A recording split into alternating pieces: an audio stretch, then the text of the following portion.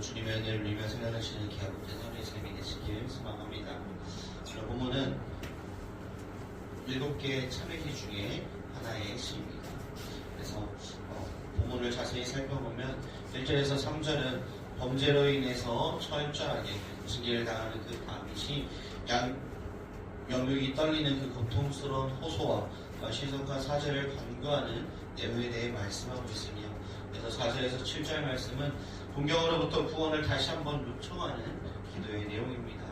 마지막으로 8절에서 10절은 여호와의 사죄와 이로 인한 자신의 승리에 대한 다윗의 확신을 말씀하고 있습니다. 1절 말씀을 보면 여호와여 주의 분노로 나를 책망하지 마시오며 주의 진노로 나를 징계하지 마옵소서 라고 말씀합니다. 다윗은 자신을 왕으로 세워주셨을 뿐만 아니라 자신의 후손에게 영원한 왕권을 주시겠다고 약속하신 자신이 가장 신뢰하는 여호와의 이름을 부르는 것으로 시작합니다.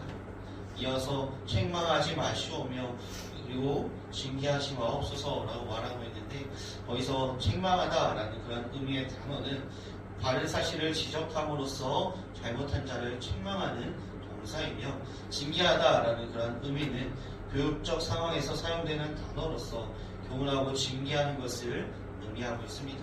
특히나 하나님의 그 언약 백성인 이스라엘 백성들이 하나님 앞에서 잘못된 길로 갈 때에 그들에게 사하는 그 사랑의 매를 나타낼 때도 이 징계하다라는 단어가 사용되는 것을 보게 됩니다.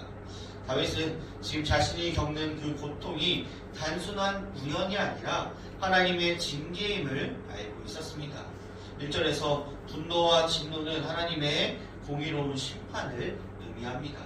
다윗은 징계 자체를 면해달라라고 고백하기보다 그것이 진노가 아닌 금연의 그런 틀 안에서 이루어지기를 간구하고 있는 것입니다. 한마디로 자기에게 처해진 이 징계가 나에게 멸망과 멸망으로 나아가는 그런 결과를 나타내는 것이 아니라 온전히 하나님 앞에 회개함을 통해서 하나님께 온전히 나아가는 그런 삶이 되게 해달라고 고백하고 있는 것을 내포하고 있는 것입니다. 다음으로 2절 말씀에 보면 여호와여 내가 수척하여 싸우니 내게 은혜를 베푸소서 여호와여 나의 뼈가 떨려오니 나를 고치소서라고 말씀합니다. 다윗은 하나님께 받은 그런 책망과 징계를 인해서 숨도 쉴 수 없을 정도의 그런 심령의 고통을 당한 결과를, 또한 그 뼈까지 아프게 되었다라는 사실에 대해 말씀하고 있습니다.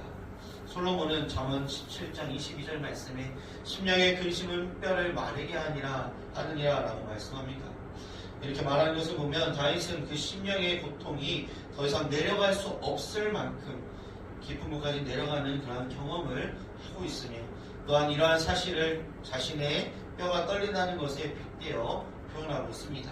즉 뼈가 떨린다는 표현은 다윗이 죄에 대해 크게 후회하며 철저하게 회개하고 있음을 잘 보여주고 있는 내용 중에 하나입니다.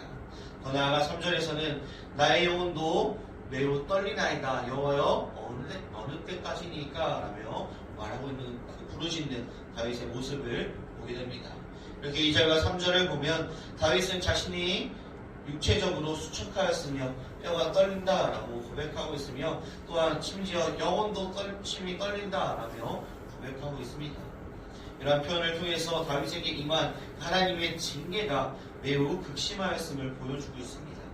하나님의 징계로 인한 고통이 얼마나 극심하였는지 여호와여 어느 때까지니까 하고 호소할 정도였습니다.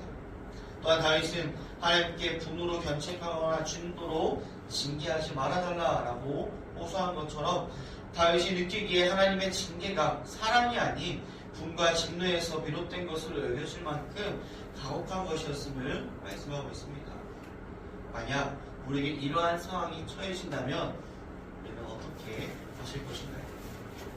이러한 상황에서도 하나님을 신뢰하며 의지할 수 있으신가요? 많은 사람들은 이러한 상황에 처하게 되면 이판사판이다 라며 생각하고 신앙을 버리기 일쑤입니다. 하나님의 징계가 너무 가혹하다고 생각하고 하나님을 불신하며 하나님을 떠나기 일쑤입니다. 하지만 다윗은 하나님의 가혹한 징계를 당하면서도 하나님을 버리지 않았습니다. 하나님을 원망하지도 않았고 불평하지 않았습니다. 그는 자기의 잘못에 대한 그 하나님의 징계를 달게 받았으며 하나님의 징계를 순순히 받아들이는 그러한 다윗의 모습을 말씀을 통해 보게 됩니다. 그리고 징계를 당하여 자신의 잘못을 철저히 회개하는 다윗의 모습을 바라보게 됩니다. 6절에서 7절 말씀을 보면 그는 탄식함으로 피곤하여 밤마다 눈물로 침상을 띄우고 묘를 적셨다라고 말씀합니다. 다윗은 하나님의 징계를 당하여 더욱 하나님께 매달리는 그러한 모습을 보게 됩니다. 이러한 모습이 우리의 모습과 신앙이 되어야 합니다. 요한계시록 3장 19절 말씀, 물은 내가 사랑하는 자를 책망하여 징계하노니 그러므로 내가 열심을 내라 회개하라 라고 말씀합니다. 이 말씀과 같이 우리는 회개로 나아가야 합니다. 나의 잘못을 돌아보며 나의 주님 앞에 온전히 바로 서지 못한 그 모습을 돌아보며 다시금 회개하는 그런 믿음의 삶이 되어야 합니다. 회개한다라는 것은 세상의 눈을 바라보고 있다면 우리의 눈을 다시금 돌려 주님을 바라보는 그런 것이 바로 진정한 회개입니다. 하지만 죄인인 우리는 하나님의 진노를 피할 길이 없습니다. 다윗이 간절히 구했던 그 자비와 긍휼은 누구를 통해 완성되었을까요? 바로 예수 그리스도를 통해 완성되었습니다. 하나님은 우리를 향한 모든 분노와 진노를 십자가 위에 예수님께 쏟아 부으셨습니다. 주님이 나의 하나님 어찌하여 나를 버리셨나이까 외칠 때에 우리가 받아야 할 그 심판의 징계가 예수 그리스도의 그 대속적 죽음으로 바뀌었음을 우리는 바라보게 됩니다. 이제 우리가 당하는 고난은 우리를 멸망시키려는 진노가 아니라 우리를 빚으신 하나님의 채찍, 하나님의 사랑의 채찍이 되었음을 우리는 기억해야 합니다. 그렇게 우리는 예수 그리스도의 십자가를 바라보고 회개의 자리로 나아가는 믿음의 삶이 되어야 합니다. 죽을 수밖에 없고 정말 멸망당할 수밖에 없는 우리를 예수 그리스도의 십자가로 인해 구원해 주신 그 하나님의 은혜와 사랑을 기억하며 온전히 나의 삶을 돌아본 가운데 나의 생각과 나의 말과 행동을 돌아본 가운데 우리의 주님 앞에 회개하며 예수 그리스도의 십자가를 바라보며 나아가는 우리의 삶이 되어야 합니다. 본문의 8절에서 10절 말씀에 보면 악을 행하는 너희는 다 나를 떠나라. 여호와께서 내 울음소리를 들으셨도다. 여호와께서 내 간구를 들으셨으며 여호와께서 내 기도를 받으시리로다. 내 모든 원수들이 부끄러움을 당하고 심히 떨며 갑자기 부끄러워 물러가리로다 라고 말씀합니다. 8절 이하의 말씀은 이전에 1절에서 7절 말씀에서 하나님의 징계에 처하여 고통당하는 그런 다윗의 암울함에서 담대함과 승리의 확신으로 변하게 된 것을 보게 됩니다. 내 울음소리를 들으셨도다. 내 간구를 들으셨으며 내 기도를 받으시리로다 라며 고백하는 이 다윗의 고백을 들으시고 받으셨음을 고백하고 있는 다윗의 확신의 장그러한 모습을 보게 됩니다. 8절의 이 반전은 그 기도의 응답을 확신하는 그런 다윗의 모습 가운데 다윗은 아직 환경이 변하지 않았음에도 불구하고 하나님이 자신의 기도를 들으셨다라는 그 사실 하나만으로도 원수들에게 물러가라 하며 명령하고 있습니다.